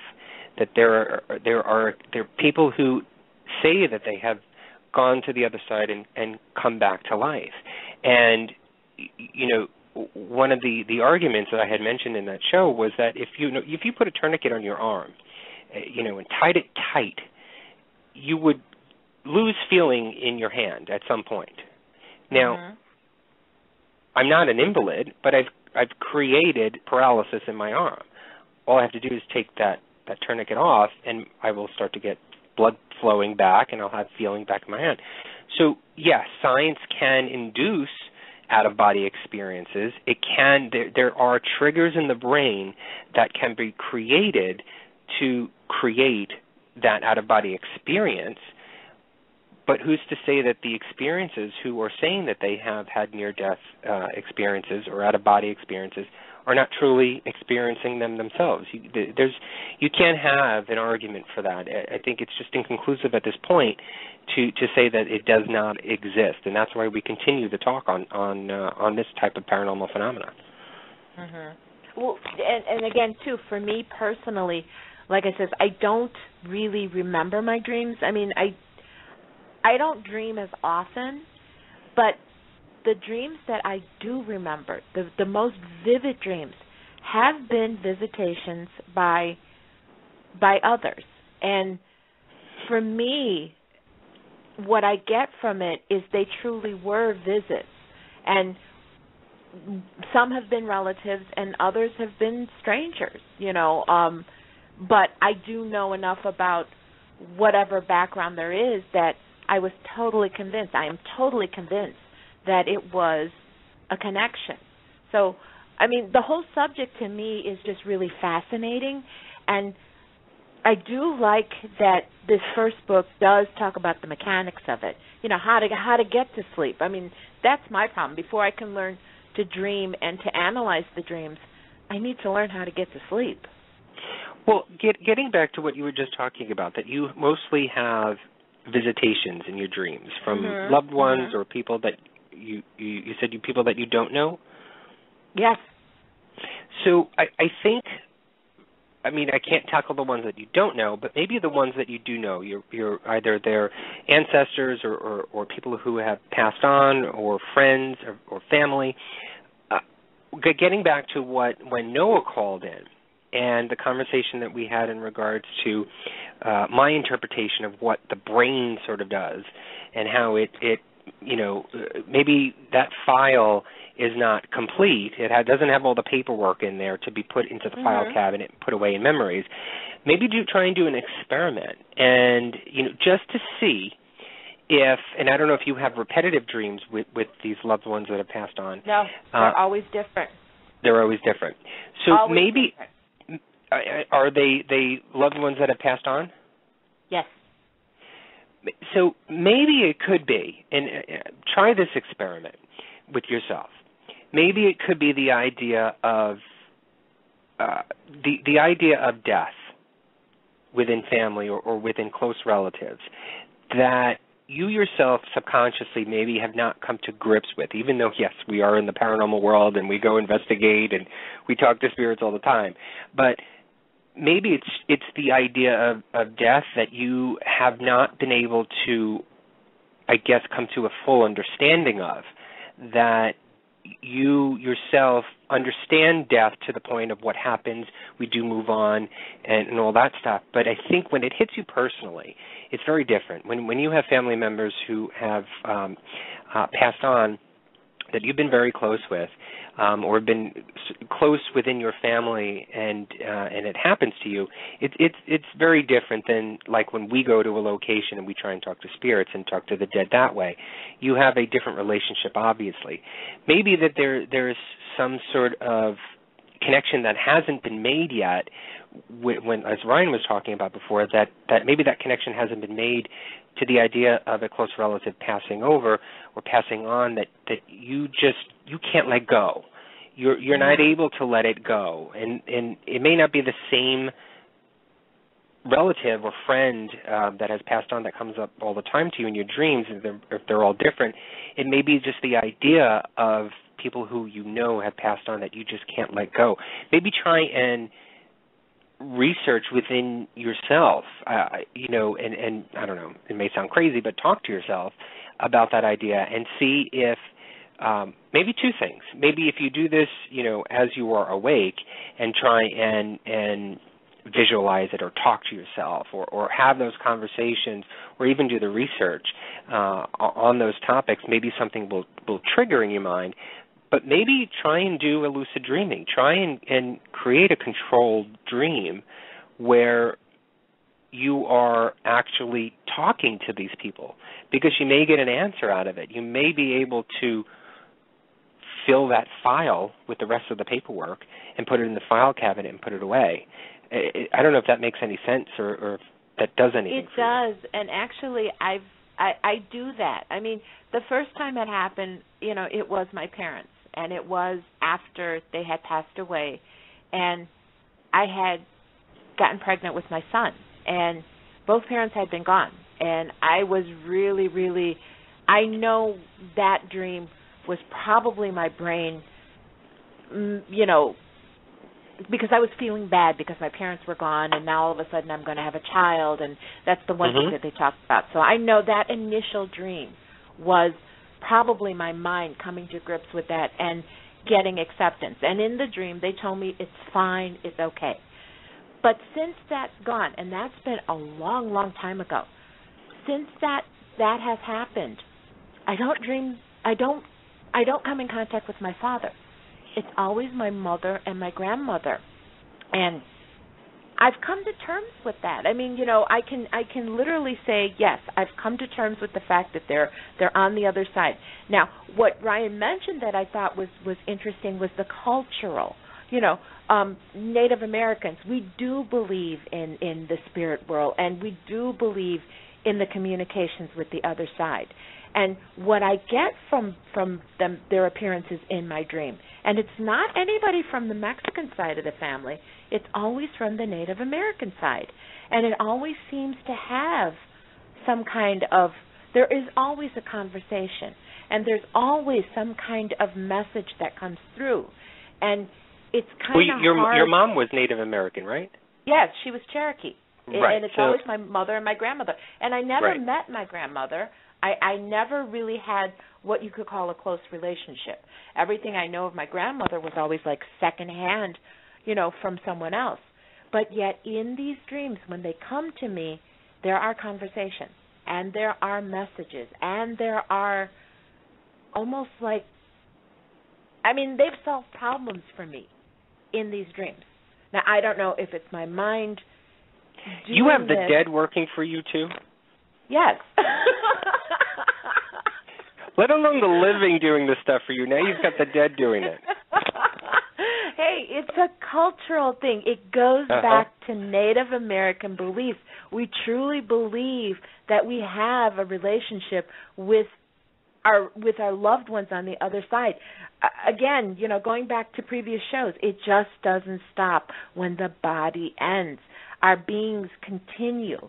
And I'm telling you, these dreams to me are just so real and so, but yet I don't really dream about other things. I don't have nightmares. I'm listening to you guys talk about these dreams, and like Noah's dream about something happening. Yeah, the catastrophe. I've never had any of these. It's almost like, and I don't want to say that I want to have one, but I'm very curious as to what that's like. And then again, too, I do agree that because we have this thread, and we've talked about this before, we all have that thread that's connected. I do believe that we can have a mass consciousness or a mass experience of a dream. Unfortunately, I've never experienced it. One of the things that I remember reading about after 9/11, it was maybe a year or two afterwards. You know, I'm a besides paranormal, I'm just like your son, Lucy. I'm a conspiracy theorist too. You know, I like to read upon them. I entertain the thought of them. Some of them I believe, some of them are pretty ridiculous.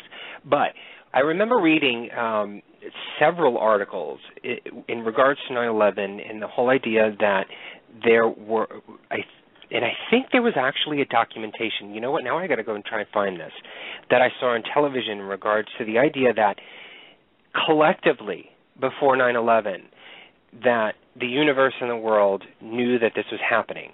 Obviously, that there are stamps that have been made, and sort of the roads have been paved already for things that are going on within the universe right here on Earth. And so collectively, I remember hearing this and seeing a documentary, and I got to find this, and hopefully I can and post this on our Facebook page. But there was this high amount of energy in the world, and there was documentation, physical documentation of energy, and I can't remember how this was scientifically marked. You know, like it's sort of like a what is it? Seismograph, whatever they do for earthquakes. Somebody did this for the energy levels within the atmospheres all across the world, and it's sort of, I guess I'm assuming it's recording every minute of the day for however many years, and it's been doing it, and it still is now. And so somebody went back to that, or somebody caught it maybe before 9/11, but didn't think of anything until after the fact, and said that there was these high, extremely high levels of energy within the air and the atmosphere and the universe, and there are stories that around the period of time when it sort of peaked and it was high, and it was right before 9/11, people started to say and come forward that they were having, you know, psychics were saying that they were having visions. There were just the general public that were saying that they had these dreams of a huge catastrophe happening. There were mediums talking about that there were other entities on the other side talking about or forewarning things of some things that may be of a dramatic experience that may be happening soon.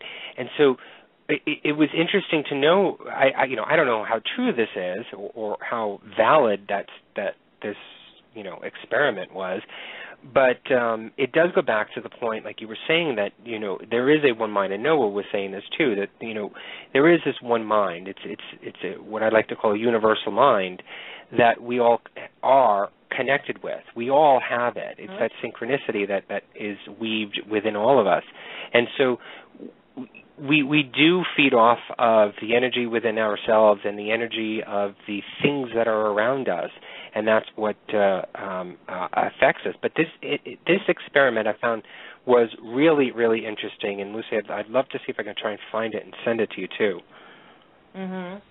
No, I mean, but then again too, on the other hand, okay, so we talk about these dreams and these things that we have this thread. But then again, too, what's interesting that you mentioned, it's like you have mediums coming forward. So where does that line come up where it is an actual spirit communication and that can come to someone that's consciously awake as opposed to someone who's sleeping? I mean, is it something that maybe the person who normally wouldn't think about this, when they're sleeping, it's an easier way for this message or consciousness to connect, as opposed to someone who is a medium, who already has that connection to the other side, that can hear these things? I mean, there's so many. Again, every time we do something, I have a million more questions. People always say that when you dream, your consciousness, your conscious mind, is more open and more accepting of things of the paranormal. Just as people say that when when a person is born, within, I think it's the first 3 or 4 years, it's sort of that purity of your mind and your thinking. You have no judgment. You don't try and rationalize or analyze things, obviously, when you're 3 years old or 2 years old, if something of a paranormal phenomena comes to you. And so as a child, a 3-year-old or 2-year-old child, you're more accepting of it. You're more inviting of it. And it's sort of playful in that manner. And it's likened to the fact as an adult, the only way that you can receive that or have that purity is in a complete bliss or a complete bliss state, which you are at when you are in REM sleep and you are dreaming. And when you are dreaming, your inhibitions are lowered. You don't have walls up. There's no analyzing. Your brain is just functioning to function. And so there are no impeding thoughts that are clouding anything around you. You've got that gate open and you're more accepting of these things. And so that's why people say that it could be the fact that, yes, that the spirits on the other side are able to connect with you. Either they are of your ancestors or of strangers, because you are able to receive it better. And plus also, too, you won't react as bad as if you were awake. You know, some people are frightened and fear comes up. It's the first thing that comes up when anything like that happens. But when you are in a dream state, if you know who the person is, or maybe if you may not know who it is, but nothing is threatening you in that dream, fear doesn't come up, and so you're able to accept it much better. Well, speaking about the fear, and one thing that I really do find interesting, because it's never happened to me, you said that you've experienced sleep paralysis. Yes. Is it truly a frightening experience? Honestly, it is, and it's to the point where that I've gotten to now, because for some reason within maybe the last 6 months, and it could be stress-induced because I have a lot of stress this year with work, that I'm finding that I'm experiencing more sleep paralysis. And like I was saying before to Ryan, that it usually happens at the first onset of sleep. And I know that because once I finally break through it, I look at the time, and I notice that, if I know that I felt fallen asleep, if it was midnight or whatever, and it's 1 a.m. at the point when I'm waking up, or I'm finally breaking through that sleep paralysis, it's only been the first hour of my sleeping. And that usually happens all the time. It's always the first part of my sleep, but it is a very, very traumatic experience, to the point where, and I haven't talked to, because I live in an apartment above my sister. We live in a 2-family house, and so I haven't gotten the courage enough to actually ask them if they've heard me scream during the night, because I have screamed. In order for me to break away from that trance, and I know the feeling, most of the feeling, and Ryan mentioned it, that I get where the paralysis comes to effect is I cannot move my head. And I don't realize that I probably can't move my arms or my legs or my body, but for some reason the trauma comes into it when I cannot move my head.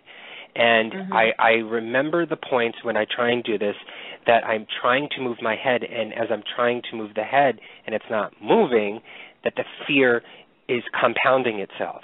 And so I know my heart races, and I know it's to the point where, okay, if I slightly move it, if I'm able to slightly move it, I guess my brain is saying, okay, relax, but again, subconsciously I don't know that it's doing that.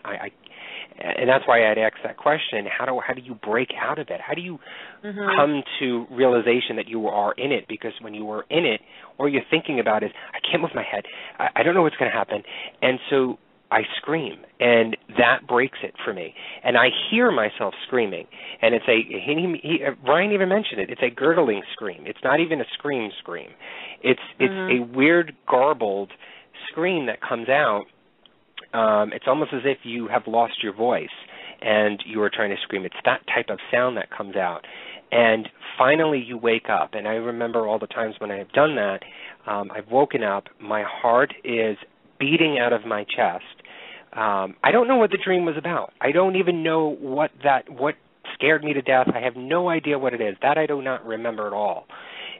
It's what the traumatizing part is, getting out of that paralysis, and that I think is what is making my heart race. And every time that happens, I wake up with a headache, and I think it's because of all the stress that has happened, trying to get out of it, and then finally relaxing, and then going back to sleep. And when I go back to sleep, I'm fine. It's just then when I wake up in the morning, I've got a complete headache. My body aches as though I've just ran a marathon, and that's how I start my day. Wow.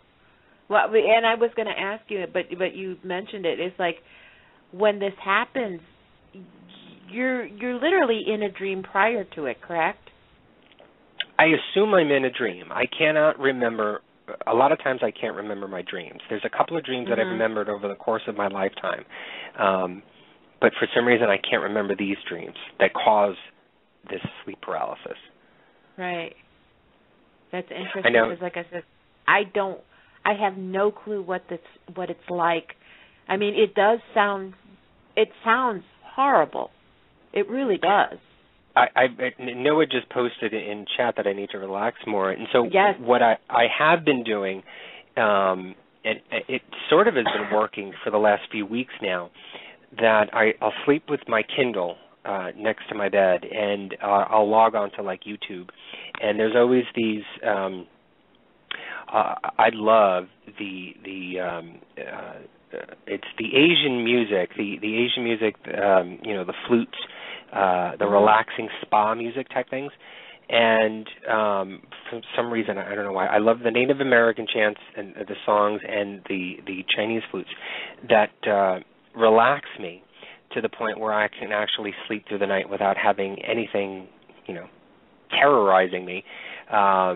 And that seemed to be helping. I don't recommend it to everybody because everybody's different, but for me, for right now, for the past couple of weeks, that's been helping. And I've sort of been even experimenting a little bit more on YouTube and what I can listen to, and they have these things, not so much lucid dreaming, but there's these things that they call universal mind, and it's sort of self-help guided meditation that they have.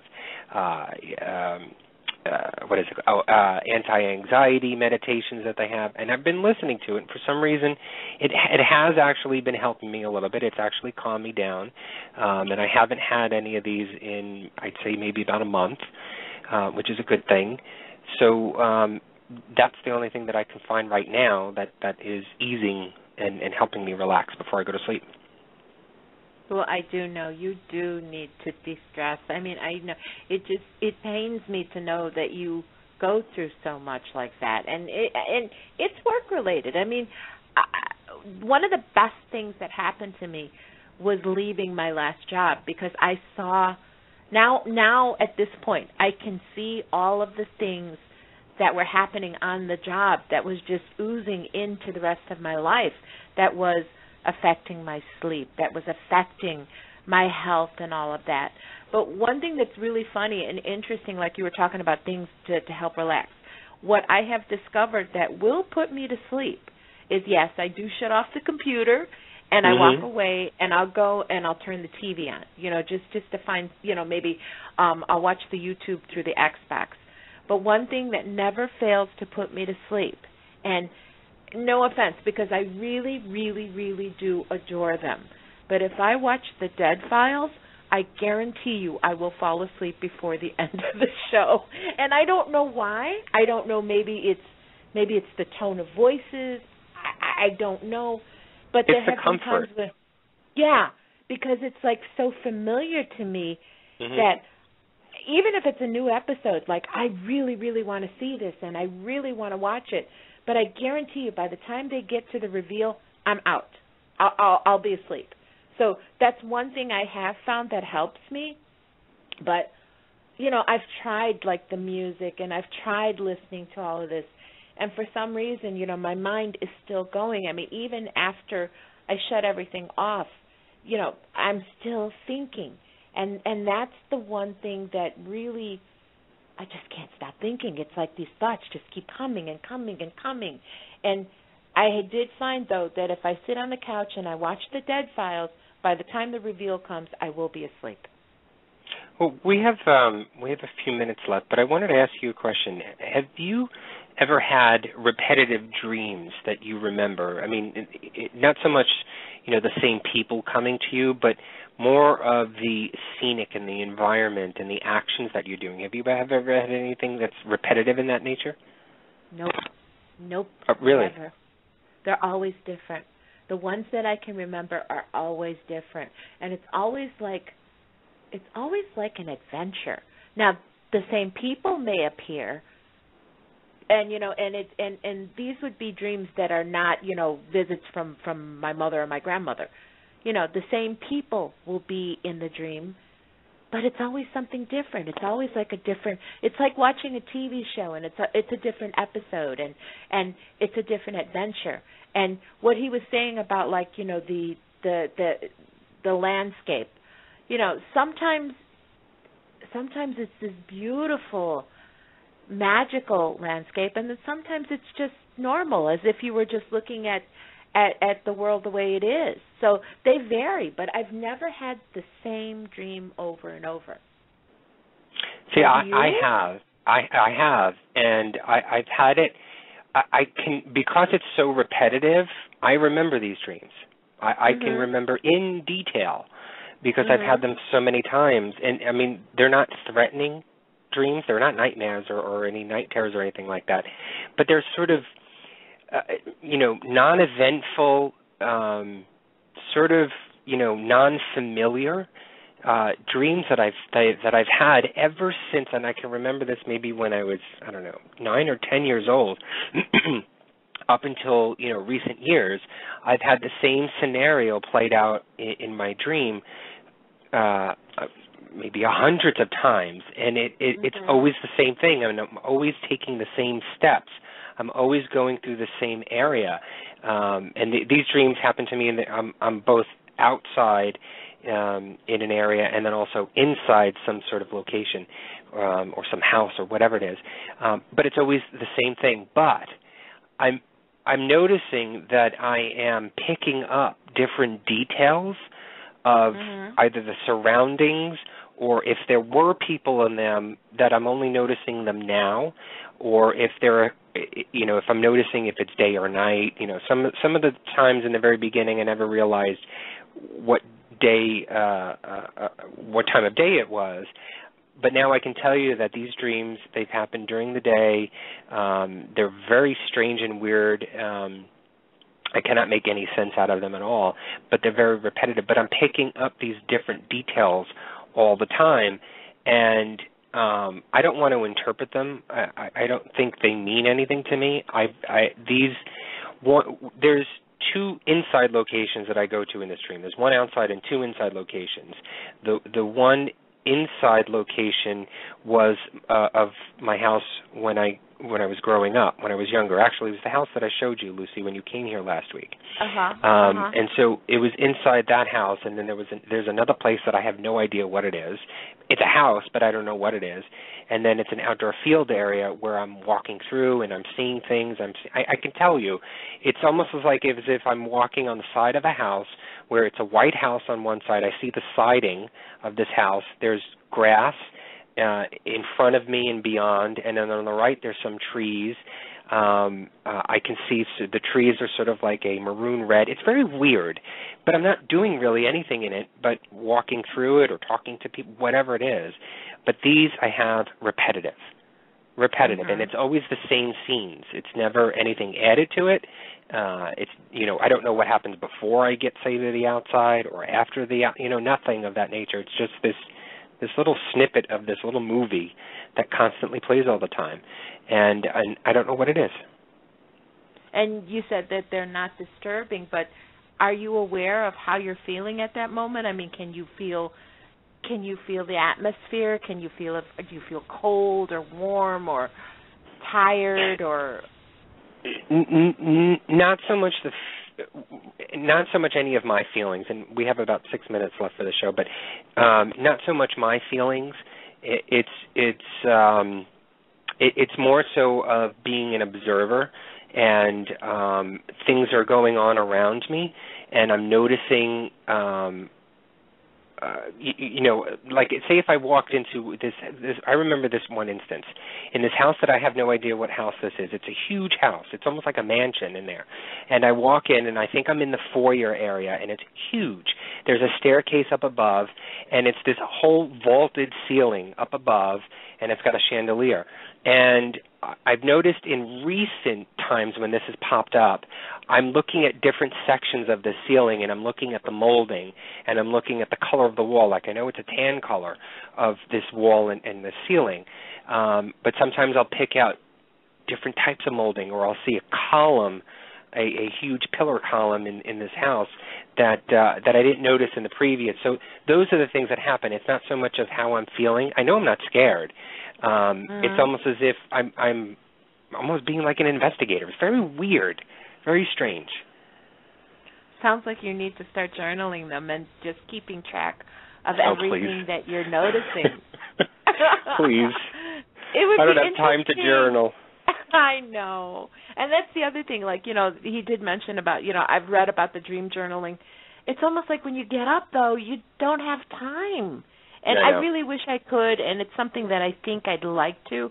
But as far as dreams go, I mean, it's just such a huge, wonderful, mystical thing to me. And I definitely won't stop researching it. We've got about 4 minutes. I just want to say this, and then you can get on to the rest of what we have to do normally on a Friday night. But if it is an interesting dream that I've had, and I've had a couple of them where I've actually woken up and been able to write down snippets, I'm conscious enough to be able to do that, and then I'll go back to sleep, and then I'll wake up in the morning. I'll read what I wrote, but I have no idea what the hell it means, because I don't remember. I don't remember the dream. I have to have it sort of, videotaped. In order for me to actually understand it. So I've done that a few times. It has not worked for me. If anything does pop up, I do write it out. But if I go back to sleep after that, I don't remember what those. I could write red chair and blue walls. I have no idea what the heck that means. But anyway. Okay. Well, it is interesting, and like I said, I mean, it really is such a huge subject that I definitely think that we need to revisit this again. Yes, and we got an interesting show next week, so let's get on with the show. Okay, well, let's do the Paranormal Review Radio Fan of the Week.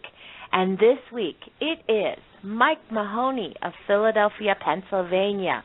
Now, Mike is the man at Toil Records who decides whether your music is worthy of their label. He likes David Lee Roth, Molly Hunt, 13 to 1, Tom Kiefer, South Park, playing his 12-string bass, and, of course, he likes Paranormal Review Radio. Congratulations, Mike, and thank you for being a fan, and thank you for your comments and your posts. Don't forget, if you want to be a Paranormal Review Radio Fan of the Week, just like us on Facebook, Paranormal Review Radio. Okay. Well, your dreams can be a tool to what you can achieve. And by knowing what we can do, where we can go, we can create the most wondrous realities. All you have to do is believe that you can. We do want to thank Ryan Hurd for joining us tonight. And it was eye-opening. But you know what? Back in July, A&E premiered a new show, and it was called American Haunting. It was different stories of hauntings and possessions that were explored on the show and how the people involved actually fought back. Now, one of the families, the McGlones of Grayson, Kentucky, were experiencing frightening incidents of paranormal activity daily. The activity was so intense, they tried everything to make it stop. They finally reached out to Bishop James Long for help. Well, next Friday night, Bishop Long and the mother of the family, Michelle McGlone, will be joining us to talk about this experience and what it really was like. Even if you have not seen this show, you will want to hear about the things that happened and how Bishop Long was able to help this family. Join us next week as we take a look inside a real American haunting. We want to thank everybody for listening and all of your support. You guys really rock. Anthony, thank you for everything that you do. this show would not be what it is without you. So, until next time, Parapeeps, keep on dreaming and have a paranormal week. Good night. Good night, everybody. Paranormal Review Radio.